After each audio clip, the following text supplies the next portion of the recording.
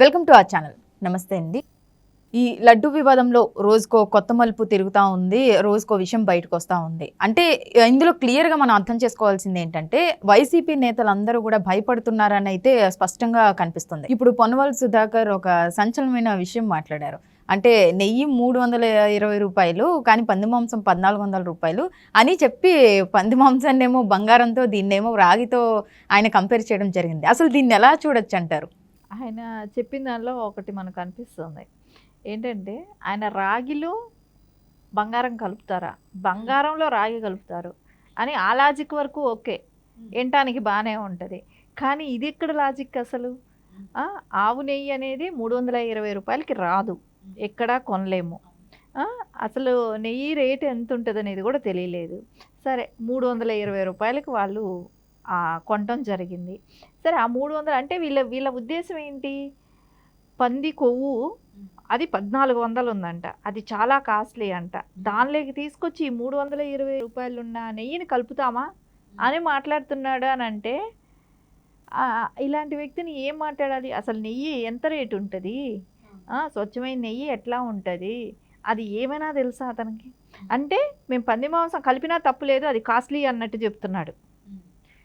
అర్థం అదే కదా.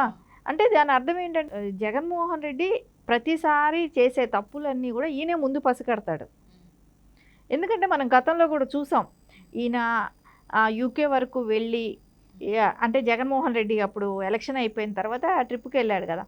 అప్పుడు వెళ్ళినప్పుడు ముందే ఈయన అందరినీ అక్కడ ఉన్న వాళ్ళని, అంటే ఎవరైతే సానుభూతి పరులు ఉంటారో వైసీపీ వాళ్ళందరినీ పిలుచుకొని ఆయన కన్నీళ్లు పర్యంతం అయ్యి జగన్మోహన్ రెడ్డి గారికి మనమే అండగా ఉండాలి, ఆయన్ని ఒక్కడిని చేశారు అని ఈయన శోకాలు పెట్టాడు.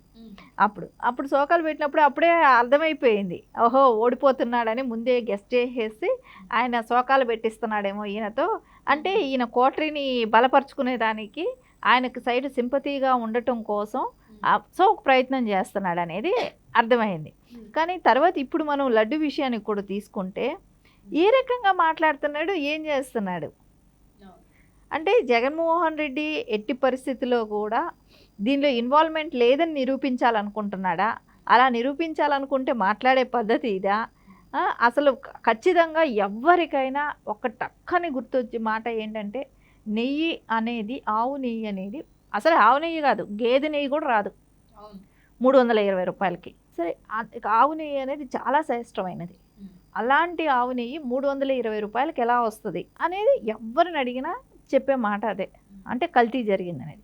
ఇంకోటి, మనకు ఎప్పుడు కూడా లడ్డు అనేది పట్టుకోగానే దానిలో తెలుస్తుంది మనకు, ఆ స్మెల్ అనేది, ఆ సువాసన, అసలు అంత ఫ్లేవర్ ఉంటుంది, ఆ టేస్ట్ అనిపిస్తుంది తింటే అది. కానీ ఈ గత 5 ఏళ్లలో ఎక్కడ కూడా ఆ టేస్ట్ లేదు, ఆ వాసన లేదు, మంచి సువాసన లేదు. ఇవన్నీ చూస్తుంటే ఖచ్చితంగా దానిలో కలిసింది. సరే వీళ్ళు వనస్పతి ఆయిల్ వాడి ఉండొచ్చు, ఇలాంటివి కూడా వాడి ఉంటారు. దాంతోపాటు ఈ ఫ్యాట్స్, వెజిటేబుల్ ఆయిల్ కలిపి ఉండొచ్చు. కానీ ఈ ఫ్యాట్స్ కూడా కలపడానికి కారణం ఏంటంటే అప్పుడే అది గట్టిపడుతుంది. ఈ వెజిటేబుల్ ఆయిల్ మూలన అలా ఇరిగిపోతుంది కదా. సో ఈ ఫ్యాట్ కలిసింది అనుకోండి, ఈ ఫ్యాట్ మూలన గట్టిపడుతుంది. అందుకని వాళ్ళు చేప ఆయిలే కానివ్వండి, జంతువుల నుంచి తీసిందే పందిది కానివ్వండి, ఇవన్నీ ఫ్యాట్స్ కలపటానికి కూడా అదే రీజన్. కానీ ఇంత భక్తితో, అంటే మనం చూస్తే మొత్తం ప్రపంచవ్యాప్తంగా ఉన్న భక్తులందరికీ కూడా నాన్ వెజ్ అనేది కొంతమంది తినవచ్చు. ఎంత నాన్ వెజ్ తినే వాళ్ళైనా కూడా పంది మాంసం తినరు, గొడ్డు మాంసాలు తినరు. అలాంటి వాళ్ళకు కూడా యావగింపు వచ్చేస్తుంది. అంటే మనం పవిత్రంగా భావించి వెళ్ళే తిరుపతిలో ఇలాంటిది జరిగిందా అని. అసలు తమిళనాడులో కూడా అలాంటివి వాడారేమో అని వాళ్ళు అక్కడ చెక్ చేసుకున్నారు. కానీ అక్కడ అది అక్కడ ఎవరు ఆయిల్స్ ఎవరు వాళ్ళు వాడట్లా, ఏ టెంపుల్స్లో కూడా. కానీ అట్లాంటిది వీళ్ళు తీసుకొచ్చి ఇక్కడ వాడారు అని అంటే అర్థం ఏంటి? ఈ ఒక్క వివాదంతో అన్ని టెంపుల్స్లో కూడా పెట్టే ప్రసాదాలన్నీ కూడా అన్ని ఇప్పుడు జాగ్రత్త తీసుకుంటున్నారు. అంతే కదా. నెయ్యి అనేది ఇప్పుడు ఖచ్చితంగా ఏపీలో అయితే ప్రతి గుళ్ళోనూ జరుగుంటుంది. పెద్ద టెంపుల్ సింహాచలమే కానివ్వండి, అన్నవరం, ఇట్లాంటివన్నీ చోట్ల కూడా జరిగింది అనేది అయితే అందరూ కూడా భయపడుతున్నారు. ఇప్పుడు నెయ్యి అనేది తిరుపతి అనేది తిరుపతిలోనే జరిగినప్పుడు ఇలాంటి చిన్న చిన్న టెంపుల్స్లో కూడా జరిగిపోయి ఉంటుంది కదా అనేది అందరికీ ఇది. ఇప్పుడు అన్ని టెంపుల్స్లో కూడా అన్ని తనిఖీలు జరుగుతున్నాయి. అన్ని చోట్ల కూడా స్వచ్ఛమైన నెయ్యి ఏదనేది ఫైండ్ అవుట్ చేసి ఈ అంటే గతంలో జరిగిన తప్పులు కూడా ఇప్పుడు నారా చంద్రబాబు నాయుడు గారికి అపారమైన దైవభక్తి. సో ఇలాంటి టైంలో అలాంటివి ఇంకా జరగవు. కాకపోతే ఒక భక్తులకి విశ్వాసాన్ని అనేది కోల్పోయేటట్టు చేశాడు జగన్మోహన్ రెడ్డి.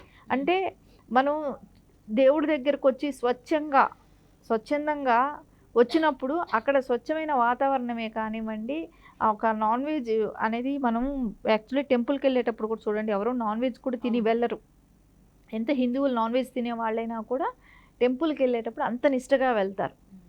అలాంటిది అక్కడ నాన్ వెజ్కి సంబంధించిన లడ్డూలు పెడుతున్నారు అని అంటే, ఇప్పుడు మొన్న ఎక్కడైనా బయట వెళ్తే కూడా పేరు ఎలా అయిపోయిందంటే, ఏదైనా హోటల్స్లో వేస్తుంటే కూడా నెయ్యి పెట్టి ఇది జగన్ నెయ్య మంచి నెయ్యి అని అడుగుతున్నారు అన్నట్టు అయిపోయింది.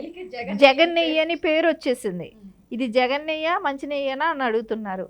అంటే అందరికీ డౌట్ అనేది అంత క్లారిటీ వచ్చింది. అమ్మో నెయ్యి అంటేనే భయం వేసేటట్టు తయారైంది. అంటే ఇప్పుడు మీరు అన్నట్టు నిజంగా పొన్నవల్ సుధాకర్ మాట్లాడిన మాటలు తీసుకుంటే జగన్ తప్పు చేయలేదు అని చెప్తున్నట్టు తీసుకోవాలా, లేకపోతే మేము కలిపాము అని సుస్పష్టంగా ఆయన చెప్తున్నట్టు తీసుకోవాలి? ఎలా తీసుకొచ్చి అంటారు? ఆయన చెప్పిన విధానంలో చూస్తేనే కలిపారనేదే చెప్తున్నాడు. 1400 అని అంటే ఆయన వాళ్ళకి అది అలవాటేమో. 1400ది బీఫ్ నెయ్యి ఉంటుందా అనేది ఇవి చూస్తుంటే 1400 వాళ్ళు అసలు అట్లాంటివి వాడేవాళ్ళు ఏమో అనేది అనిపిస్తుంది. కానీ దీనిలో ఖచ్చితంగా కల్తీ అనేది ఇష్టంగా కనపడుతుంది. అంటే ఏంటంటే అతను కలర్ ఇస్తున్నాడు, అది అంత కాస్ట్లీ అని. ఆ నెయ్యి అది ఆ కొవ్వు అంత కాస్ట్లీ అని చెప్తున్నాడంటే ఏం చెప్పాలి వీళ్ళని? ఇలాంటి దుర్మార్గులందరినీ కూడా అరెస్ట్ చేయాల్సిన అవసరం ఉంది. ఎందుకంటే ఈ కవరింగ్ చేసుకోవటానికి మళ్ళీ ఇలాంటి మాటలు మాట్లాడుతూ సో ప్రజలను ఒక కన్ఫ్యూజ్ క్రియేట్ చేస్తున్నారు కదా. సో ఇలాంటి వాళ్ళని స్వేచ్ఛగా వదలకూడదు అనేది అనిపిస్తుంది. ఎందుకంటే అసలు 1400 కొవ్వు పడుతుంది అని అంటున్నాడంటే ఏం చెప్పాలి అలాంటి వాళ్ళని? ఇప్పుడు ఈ వివాదంలో వైసీపీ నేతలంతా కూడా మేము తప్పు చేయలేదు, అదే జగన్మోహన్ రెడ్డి తప్పు చేయలేదనో, లేకపోతే చంద్రబాబు నాయుడు గారే కావాలని చేస్తున్నారనో, ఏదో ఒకటి బుర్ర చల్లడానికో ఏదో ఒకటి మాట్లాడడానికి బయటకు వస్తున్నారు, స్పందిస్తున్నారు. కానీ అప్పట్లో టీటీడీఓగా చేసిన ధర్మారెడ్డి మాత్రం ఇప్పటి వరకు స్పందించలేదు అసలు దీని గురించి. అంటే ఎలా చూడొచ్చు అంటారు దాన్ని ఇప్పటి వరకు స్పందించారు? ఎందుకంటే ధర్మారెడ్డి అనే వ్యక్తి చేశాడు, వీటిలో అన్నిట్లో ఇన్వాల్వ్మెంట్ ఉంది. నాట్ ఓన్లీ ధర్మారెడ్డి, ఇంకా చూసుకుంటే కరుణాకర్ రెడ్డి, అంటే భూమన కరుణాకర్ రెడ్డి ఆల్రెడీ ప్రమాణం చేస్తున్నారు, సుబ్బారెడ్డి బయటకు వచ్చారు. కానీ ఇప్పటి వరకు అసలు దేవుడి మీద నమ్మకం లేని వాళ్ళు ప్రమాణాలు ఎలా ఉంటాయి? దేవుడి మీద నమ్మకం ఉన్నాడు ప్రమాణం అయితే నమ్ముతారు. దేవుడి మీదే నమ్మకం లేకుండా వాళ్ళ కుటుంబంలోనే అన్య మతస్థులుగా ఉండి పెళ్ళిళ్ళు చేస్తున్న వాళ్ళని వాళ్ళ ఓట్లు వేస్తే ఎలా నమ్ముతారు?